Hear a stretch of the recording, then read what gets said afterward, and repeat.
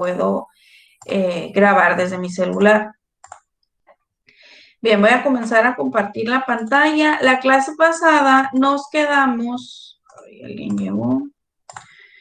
La clase pasada nos quedamos en representación gráfica de datos no agrupados. Vimos lo que fue cuartiles, deciles, percentiles. Y vimos la primera parte de diagrama de caja. Vimos la forma de construirlo y el ejemplo que venía. Ahora, voy a terminar a seguir proyectando. Ahí está. Bien, nos quedamos en esta lámina donde se habla de la representación gráfica y nos da las instrucciones de cómo construir un diagrama de caja. La siguiente lámina nos da un ejemplo. Nos dice que vamos a considerar el ejemplo 4.1 de la demanda química de oxígeno en el efluente de agua en una planta de tratamiento anaerobio. Si recuerdan este ejemplo, ya lo manejamos. Nos da la lista de datos, que creo que es una n igual a 11. 1, 2, 3, 4, 5, 6, 7, 8, 9, 10, 11, 12, 13, 14, 15, 16, 17, 18, 19, ya me acordé. Es la de n igual a 19 y el ejemplo ya nos da calculado lo que es cuartil 1, cuartil 2 y cuartil 3. Ahora, también el ejemplo nos da el diagrama de caja construido. Esto nos va a facilitar para que ustedes pues vean la representación. Si recuerdan, las instrucciones nos dice que vamos a dibujar una marca en un eje de medida horizontal o vertical.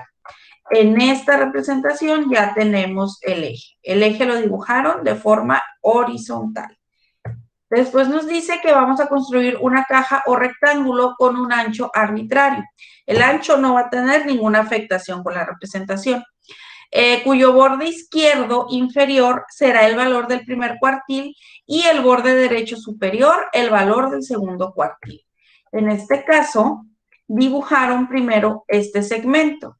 Aquí tenemos cuartil 1 y aquí tenemos cuartil 2. Aquí están los datos, cuartil 1, 153.5 y cuartil 2, 191. Aquí están dibujados. Déjenme checo, ¿alguien entró? Bien, ya tenemos el primer recuadro. Si volvemos a las instrucciones, el paso 3 nos dice que vamos a construir una segunda caja a partir del límite derecho superior de la primera caja hasta el valor del tercer cuartil. En este caso, aquí tenemos nuestro siguiente rectángulo o nuestra siguiente caja que va del cuartil 2 al cuartil 3. El cuartil 3 es 258.5 y aquí lo tenemos. Si se fijan, ya tenemos la construcción de las dos cajas. El siguiente paso nos dice que vamos a dibujar un primer segmento de recta o el primer bigote, desde el valor mínimo hasta el borde izquierdo inferior del primer rectángulo. El valor aquí también es arbitrario, pero debemos intentar que se vea proporcional. Si es mayor el límite máximo, no vamos a dibujar más largo el bigote del límite mínimo. Entonces, nada más tenemos que ser proporcionales, pero no hay una medida exacta, no es un número arbitrario. Dibujamos el segmento, ponemos el bigote y el valor mínimo es de 110. Y aquí está. Después, el paso 5 nos dice que vamos a dibujar un segundo segmento de recta o bigote desde el borde derecho o el borde superior del segundo rectángulo hasta el valor máximo del conjunto de datos. Sabemos que vamos a tener más datos recargados en este segmento desde los 285 hasta el 320. Vamos a tener 1, 2, 3, 4, a ver, 258, perdón. Tenemos 1, 2, 3, 4, 5. Es un segmento un poquito más largo porque del 110 al 153 tenemos 1, 2, 3, 4, 5. 1, 2, 3, 4, 5. Bueno, es igual. Y tenemos la construcción del segmento y el bigote. Con estos 5 pasos ya formamos nuestro diagrama de cajas y alambres. Tenemos la caja que va del cuartil 1 al cuartil 2, la caja que va del cuartil 2 al cuartil 3 y los bigotes que van desde el límite mínimo hasta el límite máximo. La descripción la tenemos en este texto. Nos dice que considerando que en cada cuartil se encuentra el 25% de los datos, se puede analizar que la distribución es asimétrica en relación a la mediana. Asimismo, que existe una menor dispersión en los intervalos 153, 191. Si se fijan, son datos más homogéneos. No pasan de 50 unidades, no la distancia entre estos datos. Y pues que en el intervalo 191, 250, que en el intervalo 151, 191, perdón, 258. Si se fijan aquí, pues hay una mayor separación en los datos. El bigote de la izquierda presenta una menor longitud que el bigote de la derecha, evidenciando que por debajo del valor de la mediana, 191, el conjunto de datos presenta menor nivel de variación que por encima de este valor. En este segmento, los datos son más homogéneos que en este segmento. Podemos tener, dependiendo del ejercicio, cajas que se representen a la inversa, que sea mayor este lado que este lado de la mediana. Hasta aquí, ¿les ha quedado claro la construcción de la caja, del diagrama de cajas? A mí sí, Sí, Sí, sí. Ok, perfecto. Ahora nos vamos al siguiente diagrama. Bueno, a la representación de ese diagrama. A la representación de ese diagrama. Nos dice que tenemos diagramas con puntos extremos y que en este caso se realizan las cajas como el caso del diagrama general, adicionando los límites generados por cercos internos y externos. Y vamos a utilizar las siguientes expresiones. Un cerco interno inferior sería igual a Q1 menos 1.5 por RIC. Un cerco interno superior sería Q3 o cuartil 3 más 1.5 por RIC. Un cerco externo inferior sería cuartil 1 menos 3 por RIC y un cerco externo superior sería igual a cuartil 3 más 3 por RIC. ¿Qué es RIC? Pues RIC es igual a cuartil 1 menos cuartil 2 y es el rango intercuartílico que corresponde a la longitud de la caja, es decir, donde vamos a encontrar el 50% de observaciones analizadas. También nos dice que se deben de prolongar líneas rectas desde los bordes de las cajas, cuartil 1 y cuartil 3, identificando los límites a una distancia de 1.5 RIC o R1C, cerco interno, y a una distancia de 3 por R1C, el cerco externo. Los puntos que se encuentren entre las distancias 1 y 5, 1.5 por R1C y 3 por R1C se deben marcar con círculos cubiertos de esta forma y significan puntos inusualmente suaves o puntos extremos. Los puntos que se encuentran por encima de una distancia de 3 por R1C son puntos atípicos o que salen de la tendencia general de los datos y a estos puntos generalmente se les llama outliers o puntos raros y se marcan con un asterisco. Si no hay datos en esta región, se considera que no hay puntos outliers en el conjunto de datos. Tendríamos que realizar estas operaciones para determinar si tenemos datos extremos, pero demasiado extremos, ¿no? Bien. También, siguiendo con el diagrama de cajas y alambres, nos dice que los puntos que se encuentran por encima de una distancia de 3 por R1C son puntos atípicos o que salen de la tendencia. Y aquí los tenemos representados. Las interpretaciones en estos casos se pueden considerar de la siguiente manera. Si hay valores extremos por debajo o por encima de la caja, se presenta una mayor dispersión en el conjunto de datos. Cuando hay valores extremos, la media aritmética no es representativa y los puntos outliers deben analizarse cuidadosamente con el fin de tomar decisiones en relación con ellos. Y aquí está el ejemplo a desarrollar. El ejemplo lo vamos a dejar al final para irnos al diagrama de tallos y hojas. Bien, ¿alguien que me ayude a leer diagrama de tallos y hojas?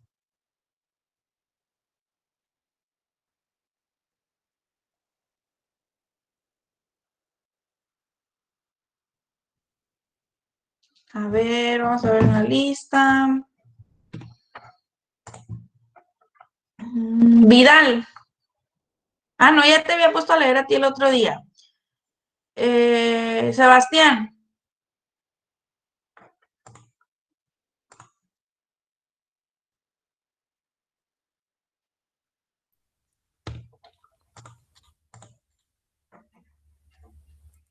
Sí, aquí estoy, maestro, nomás que como estoy en el celular, tengo que acercar. Ah, ok, a ver, voy a escoger a alguien más entonces para que no batalles. Ok. Nora, Yo. ok.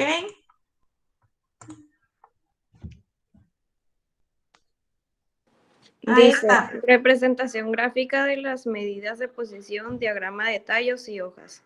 También denominada diagrama de Tukey, es un procedimiento semigráfico para presentar, información en variables cuantitativas. Es una forma rápida de obtener una representación visual del conjunto de datos a través de su reencuentro y ordenación. En términos generales, se puede decir que la diagrama de tallos y hojas, además de ser fáciles de elaborar, presentan más información de los histogramas, teniendo solo como limitación que no muestran las frecuencias, aunque se pueden desarrollar en columnas anexas al diagrama. Y dice, los pasos para construirlo son los siguientes. Número 1, dividir cada observación del conjunto de datos en dos partes, la rama y la hoja. Designaremos el primer dígito como rama y los últimos dígitos como las hojas. Por ejemplo, el dato 2.41. La rama sería el 2 y las hojas 41. Número 2, liste las ramas en orden en una columna, comenzando con las más pequeñas y terminando con las más grandes. Y número 3, recortar el conjunto de datos colocando las hojas de cada observación en la fila de la rama apropiada. Si lo desea, se puede acomodar las hojas de cada fila en orden ascendente. Ok, gracias. Muy bien, si se fijan, esta representación gráfica no es tan visual, ya que vamos a construir una tabla que se va a incluir, perdón, ramas y hojas. El ejemplo que nos da, pues, es el dato 241. El valor entero representa a las ramas, mientras que los decimales van a representar a las hojas. El ejemplo que nos dan es el siguiente. Nos dice que vamos a considerar los datos de precipitación anual en milímetros registrado entre los años 1994 y 2002 en el municipio Morales, Cauca. Maestra, Mande. si es un número entero. No va a tener hojas. Ah, ok. Mira, aquí está, por ejemplo, 8 y aquí está en 0, perdón, 8 tallos, 0 hojas. Ok, gracias. De nada. Bien, presentados en la tabla 4.2. Se realiza a continuación el diagrama de tallos y hojas para las precipitaciones del mes de enero y de octubre de estos años, ¿no? Del 94 y el 2002. En el mes de enero tenemos 63.5, 54.8, 60.2, 70.2, 98.2, 57.3, 68.2, 59.8 y 68.1. Estos datos transformados a números enteros quedarían de la siguiente forma: 635, 584, 602, 702, 982, 573, 682, 598 y 681. Nos dice que en este caso es conveniente escoger el primer número como tallo y los dos últimos términos como hojas. El diagrama de tallos y hojas se presenta a continuación. No vamos, un punto importante, aquí tenemos una n igual a 9. Otro detalle, no vamos a repetir los enteros. ¿Qué quiere decir? Que vamos a identificar, ¿no? De menor a mayor, los que serían los tallos. En este caso, tenemos el 5 como número menor, límite menor. Luego tenemos 6, 7, 8 y 9. Ahora, tenemos en el tallo 5, vamos a buscar cuántas hojas tenemos en el tallo 5.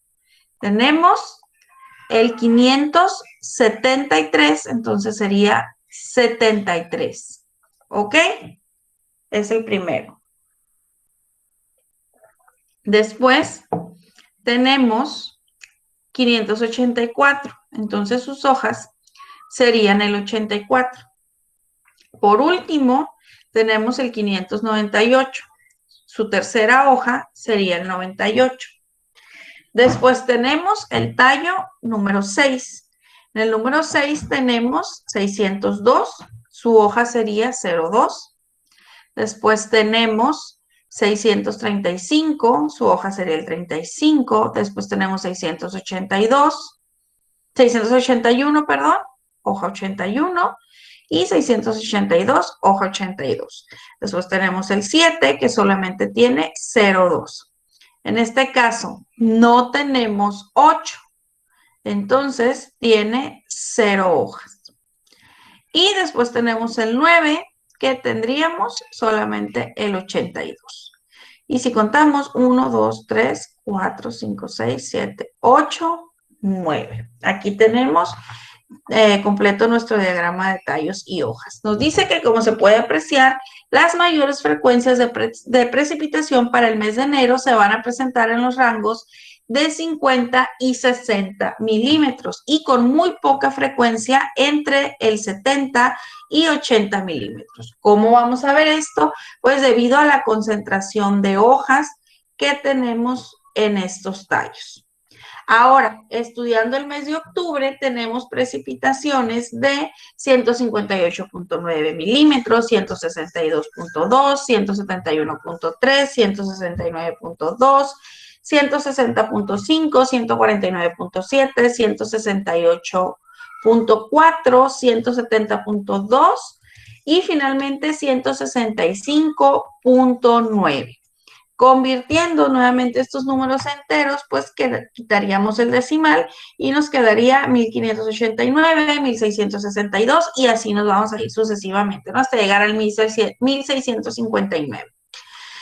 Para este caso vamos a convertir a diagrama de tallos y hoja y seleccionaríamos los dos primeros términos como un tallo y los dos últimos como una hoja, tal como se muestra en la siguiente tabla. Tenemos el primer tallo, que es el número 14. Este solo tiene la hoja 97. Tenemos el tallo número 15, que solo tiene la hoja 89.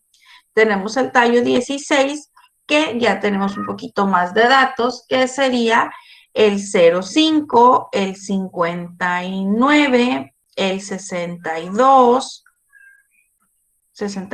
el 84 y el 92. Y finalmente tendríamos el tallo 17, que tenemos la hoja 02 y la hoja 13. Nos dice que, como podemos apreciar, pues las mayores frecuencias para el mes de octubre se presentan alrededor de los 16 y los 17 milímetros. Mientras que de los 140 a los 150 milímetros, pues tenemos muy pocas datos o muy pocas precipitaciones.